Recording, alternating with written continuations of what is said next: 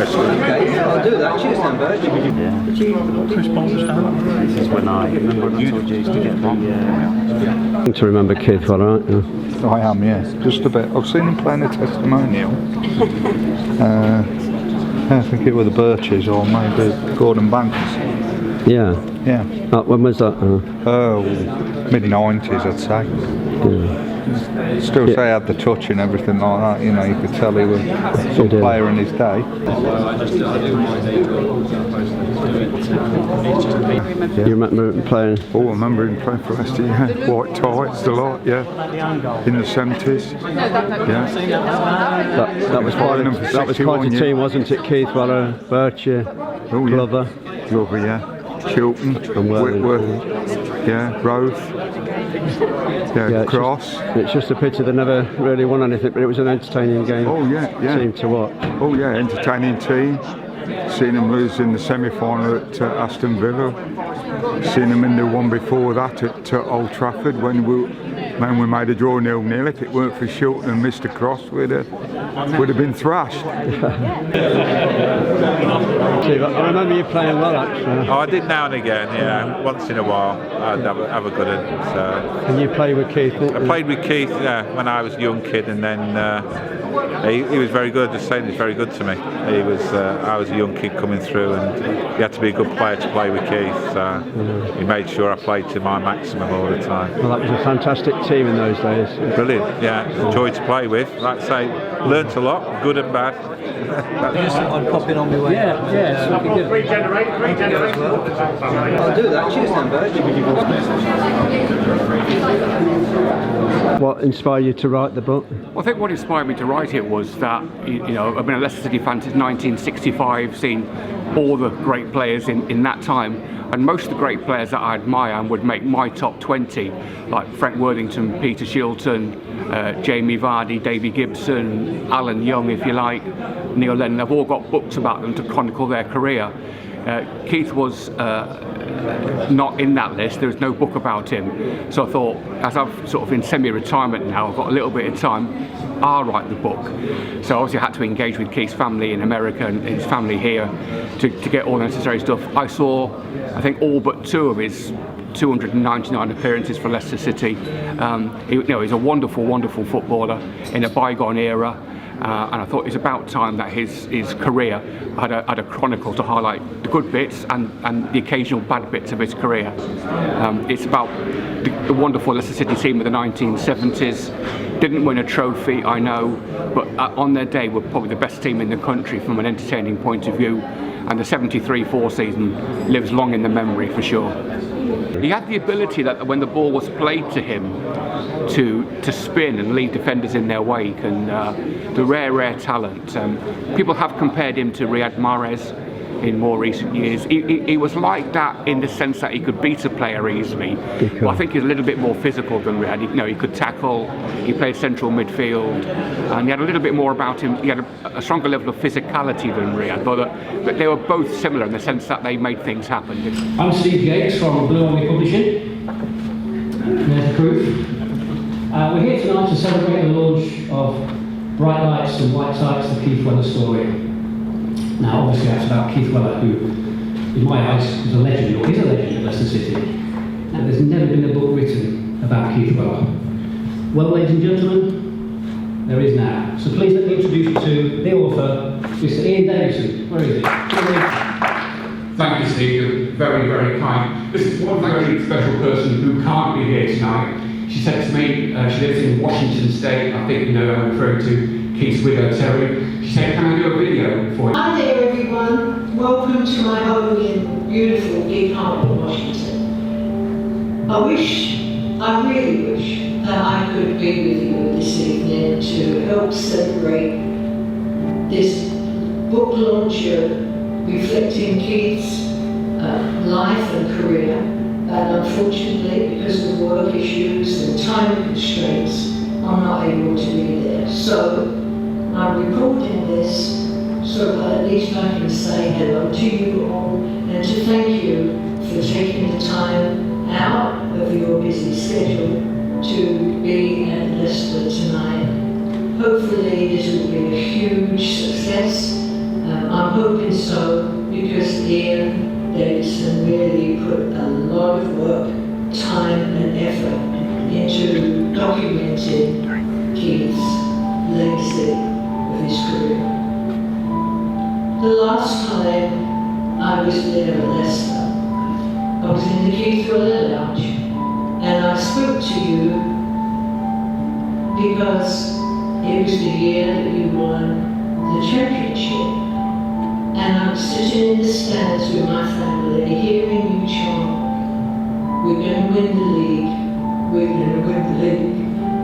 Leicester City, we're going to win the league." That to me and my family was the sweetest thing that we could ever have heard. I know that Keith would have loved that season. He would have been so proud of the club, the players, but most of all we would have been so proud of you and supporters. He loved you guys. Thank you, Ian. Thank you, everybody. Thank you, Birch.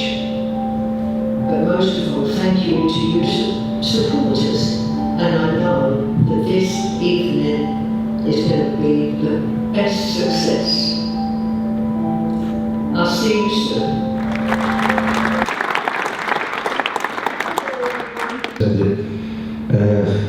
That team that was assembled together, I still don't know if Jimmy Bloomfield knew what he was putting together, or the jigsaw just fit, because it was like, it was poetry really. And I can remember somebody saying to me once, a reporter coming away from Filbert Street, he says, "My God," he says, "you know, there was great size when Man U Liverpool, the same as it is today." He says, "But I love coming here to watch you play," he says, "because you play with a smile and the freedom." And that was part of what Keith gave to the team, but not just that. Everybody had a individual sort of what they had, you know, you jiggle around and, you know, what Terry said in there, that it was just an enjoyment to play. And then when Wells, every human being, he had his bad days. I mean, he had more good days than bad. I had more bad days than good. But he was, you could watch him and it was just unbelievable. And all of a sudden, I thought, I was watching Wells there, he could lean into something. The ball would be pinned in from Steve Whitworth, and he'd lean in and just somehow just turn and spin, and he was away, you know, just amazing run. And it was like, you know, it's like poetry watching him. And when you have the other people around that side, it was just, you know, you've got Elvis up front, not the Elvis, but Frankie Werner. And then, you know, Glover on the other side, and John Samuels.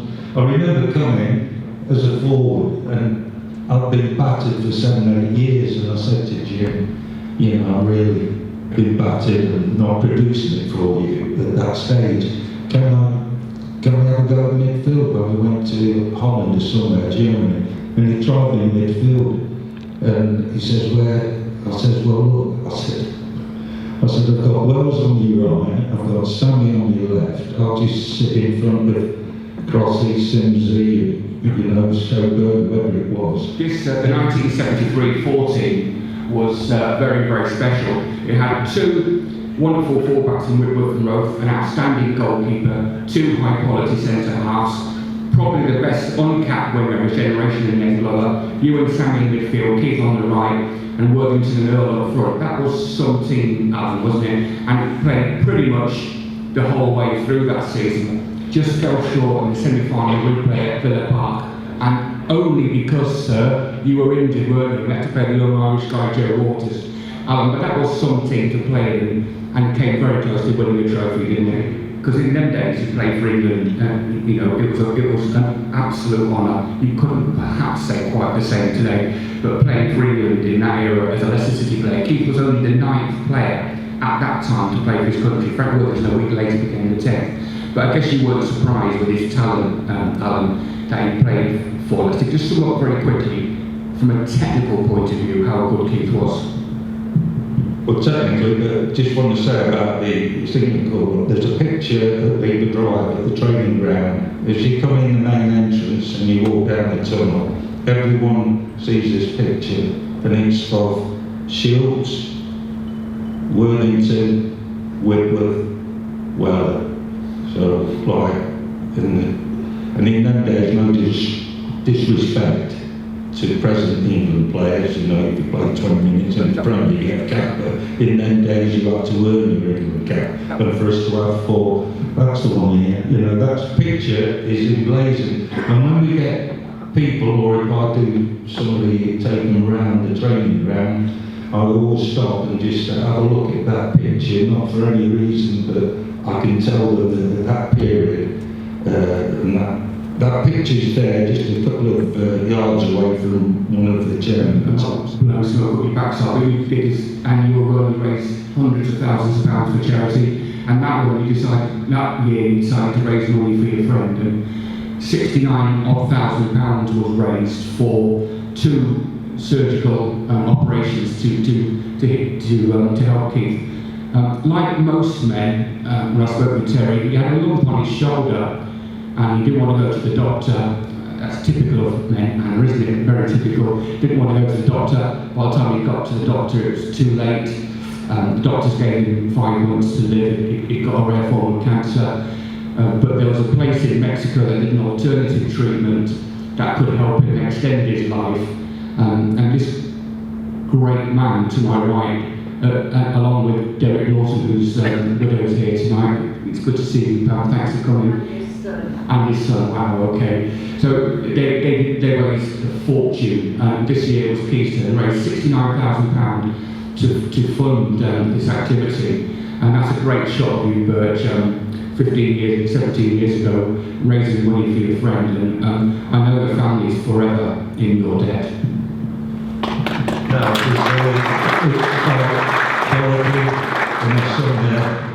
I called him Derek Norton, he was Del Boy to me. He was there the first run I did, this year will be 39 years ago, when somebody from the sports club said to be race of mine. I didn't want to jump out of an aeroplane or upsail down the Holiday Inn. So I decided 90 minutes I could still run there. I'd just go around Filbert Street, and then each year I got asked to do it, and it's just gone on and on. But then when Keith was diagnosed, and I realised that I spoke with Phil, his brother, and stuff, and to this day, you know, the Blue Army really turned out. I mean, it was unbelievable. You know, I think nearly 70,000 in, wasn't it? You know, and it wasn't going to cure Keith, but it was going to help him get to places and that. Yeah, I think, speaking to Terry and speaking to Phil, I think Keith told you that it wasn't going to cure him, but it bought him. The doctors gave him 5 months to live, and he lived for 2.5 years, and in that time, he saw his 4th precious granddaughter and grandson born. So, ladies and gentlemen, will you please give up for Alan Birchenall, MBE.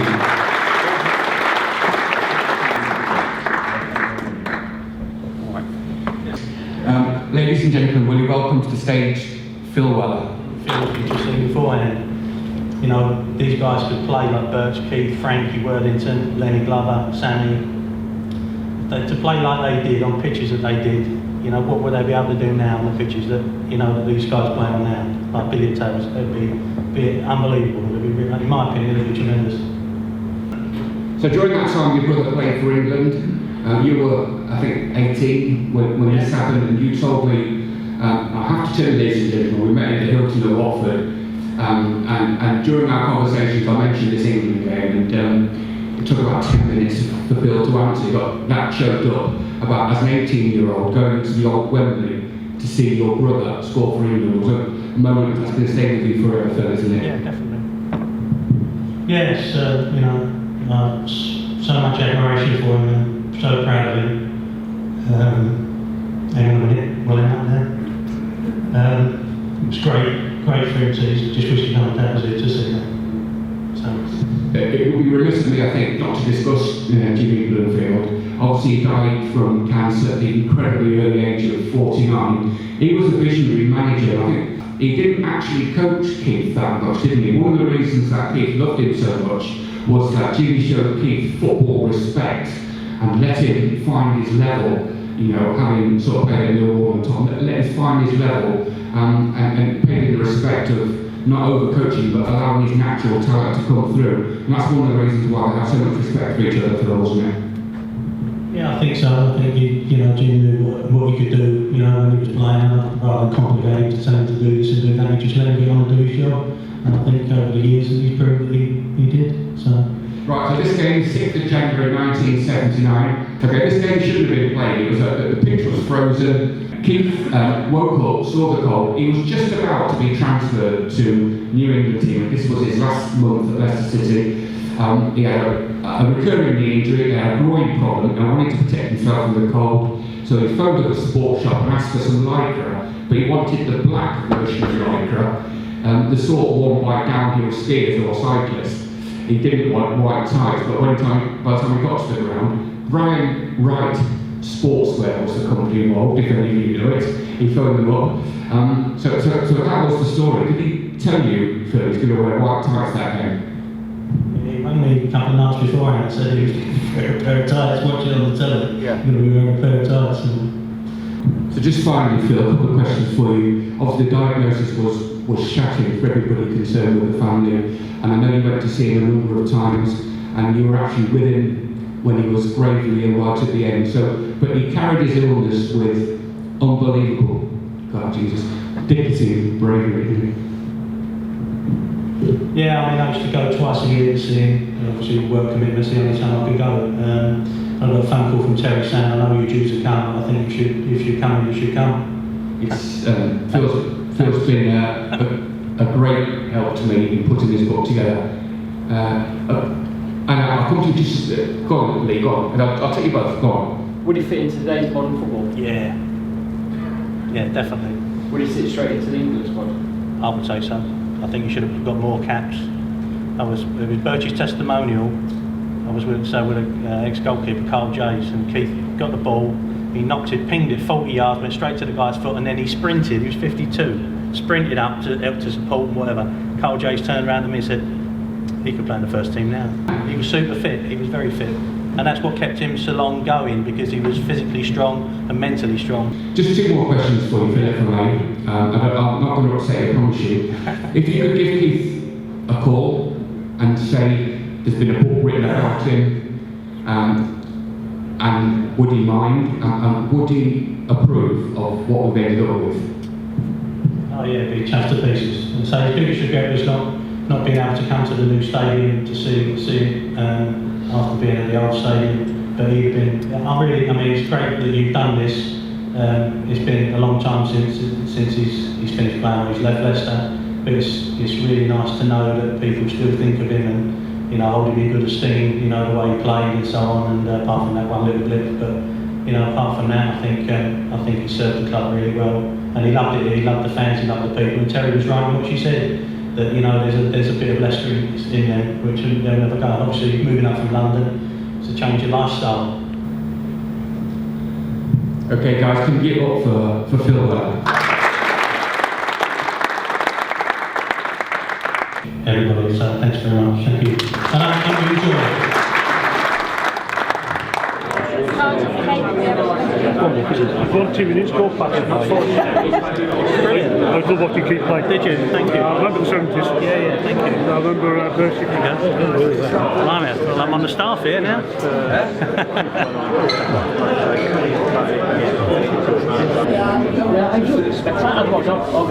It's been excellent. It's been a great evening, a great turnout.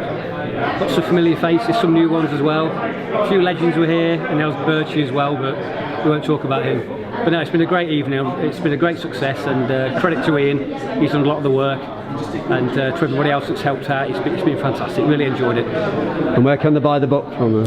Where can they buy the book? Well, it will be on Amazon at some point. I've been down to W.H. Smith's today at Foss Park, and they'll be taking it. Of course, it's going in the fan store. It'll be in the fan store hopefully from the start of next week, and then it's on our website, which is www.bluearmypublishing.com, all one word.